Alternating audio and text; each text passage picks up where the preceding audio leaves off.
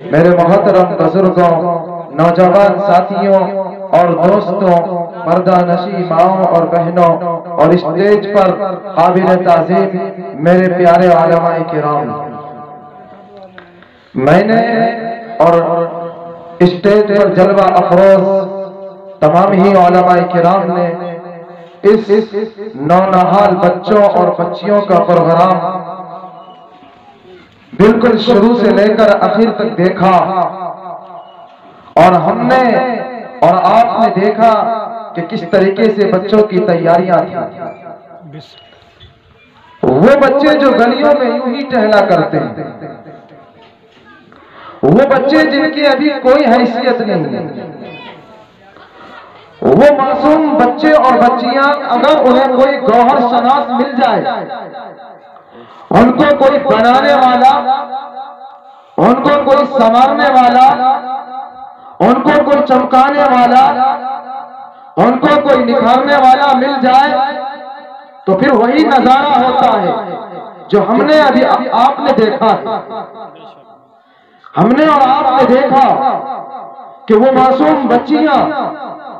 جن کی کوئی حیثیت نہیں، وہ معصوم بچہ جن کی کوئی حیثیت نہیں، جو گلیوں میں نہ جانے ان سے جیسے کتنے بچے ہوں گے جو کنچے کھیل رہے ہوں گے، جو گلیاں کھیل رہے ہوں گے، نہ جانے کون کون سے کھیلوں کے اندر مبتلا ہوگا، لیکن ان ماں باپ کے اوپر قربان جائیے جن ماں باپ نے اپنے بچوں کو ان مکتبوں کے اندر داخل کیا، ان مدرسوں کے اندر داخل کیا، پھر ان نونہالوں نے جو آج ہمارے اور آپ کے سامنے کر کے دکھایا ہے۔ میں شعر کہتا ہوں، نہیں تیرا نشیمن قصر سلطانی کے گنبد پر، نہیں تیرا نشیمن قصر سلطانی کے گنبد پر، اور ایک شاہی ہے بسیرا کر پہاڑوں کی چٹانوں میں۔ دراصل یہی وہ بچے ہیں، ان بچوں نے دکھایا، اور ان بچوں کو قریب دینے سے پہلے ہمیں اور آپ کو دیکھنا پڑے گا۔ ہم اور آپ گلیوں میں، محلوں میں، سماج میں، بستیوں میں، معاشروں میں چلتے پھرتے تذکرہ کریں گے، واہ کیا بچہ تھا، کیا بچیاں تھی، کیا پروگرام پیش کیا، کیا زبان قینچی کی طرح چل رہی تھی، کیا روانی تھا بولنے کے اندر، کیا نکھار تھا بولنے کے اندر۔ کبھی ہم نے اور آپ نے سوچا؟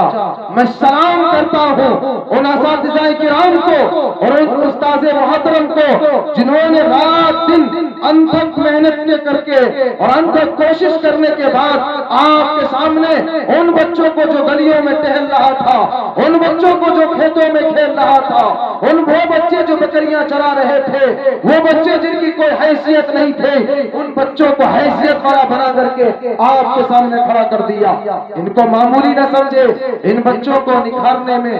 سنوارنے میں، چمکانے میں سب سے بڑا کردار ان کے استاذ محترم کا ہے کہ انہوں نے بحیثیت گلی میں کھیلنے پھرنے والے بچوں کو اٹھا کر کے آج ہزاروں کے مجمع میں آنکھوں میں آنکھیں ڈال کر بولنے والا بنا دیا۔ انشاءاللہ اگر یہی مکاتب ایسے چلتے رہے، یہ مدرسے کا وجود ایسے باقی رہا، ایسے محنت کش اساتذہ بچوں پر ایسی محنتیں کرتے رہے، وہ دین دور نہیں ہے کہ انقلاب برپا ہو جائے گا۔ یہی کمیاں تھی آج سے چند سال پہلے جو ہمارے اور آپ کے نسلوں کے اندر، جو ہمارے اور آپ کے بزرگ ہیں جن کو کلمہ پڑھنا نہیں آتا، نماز پڑھنا نہیں آتا، روزے کے بارے میں نہیں معلوم، ارکان اسلام کے بارے میں نہیں معلوم، اللہ کون ہے نہیں معلوم، نبی کون ہے نہیں معلوم، لیکن قربان جائیے آنے والے مستقبل میں،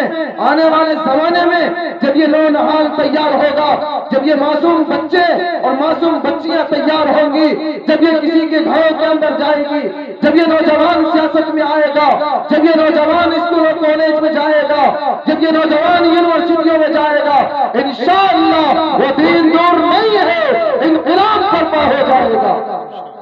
انقلاب برپا ہوگا۔ ہمیں اور آپ کو سب سے زیادہ یہ طے کریں، ایک لقمہ کم کھائیں گے، ایک دن کم کھائیں گے، ایک وقت میں کھانا چھوڑ دیں گے، لیکن یہ عزم مصمم کر کے جائیں کہ اپنے بچوں کو ضرور پڑھائیں گے، کیونکہ میں نہیں کہتا، اللہ کا قرآن کہتا ہے قُلْ هَلْ يَسْتَوِي الَّذِينَ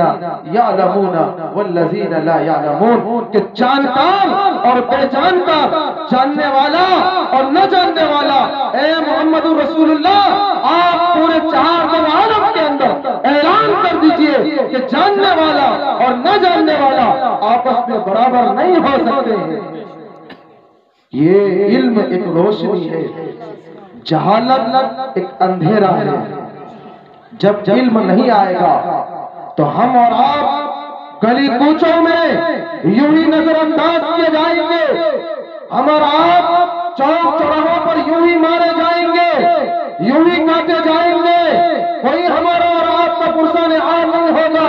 یوں ہی ہر موقع پر نظر انداز کر دیے جائیں گے۔ لیکن سب سے بڑی طاقت جب اللہ کا قرآن نازل ہوا تھا، اللہ نے اپنے کلام پاک کی سب سے پہلی جو آیت اتاری تھی، اقرأ بسم ربک الذی خلق، اے محمد رسول اللہ پڑھیے آپ اپنے رب کے نام سے۔ اس آیت کریمہ کو نازل کر کے یہ ہمیں اور آپ کو پیغام دیا ہے، اور روئے زمین پر رہنے والے لوگوں یاد رکھنا،